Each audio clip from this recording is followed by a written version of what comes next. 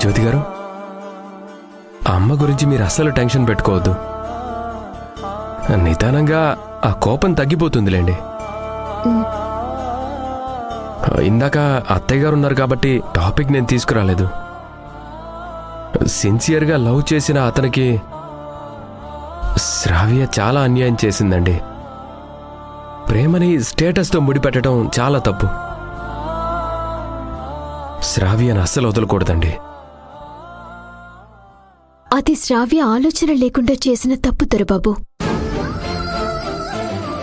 అదే తప్పును సరిదిద్దుకోగలిగితే తను కూడా మామూలు మంచి అయిపోతుంది. తనని ద్వేషించడం కాకుండా పెద్ద మనసుతో అర్థం చేసుకుని ఆ తప్పుని సరిదిద్దుకునేలా చేయాలి. అది అర్థం చేసుకుని తప్పుని సరిదిద్దుకుని మారే మనిషి కాదండి శ్రావ్య. అహంకారానికి నిలువెత్తు రూపం.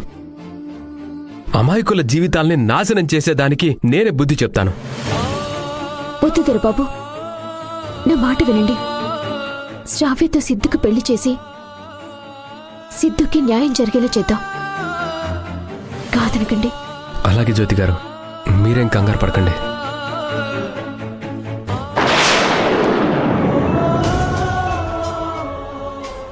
శ్రావ్య జీవితం సెట్ అయ్యే వరకు బయట ప్రపంచానికి భార్య భర్తల్లా, 4 గోడల మధ్యన స్నేహితుల్లా ఉందందరు బాబు. ఎందుకు జ్యోతి గారు? అర్థం చేసుకోండి ప్లీజ్.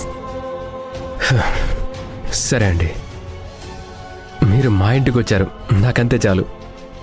మిమ్మల్ని ఏ విధంగానూ నేను ఇబ్బంది పెట్టను, సరేనా? మన మధ్యన దూరం ఉందని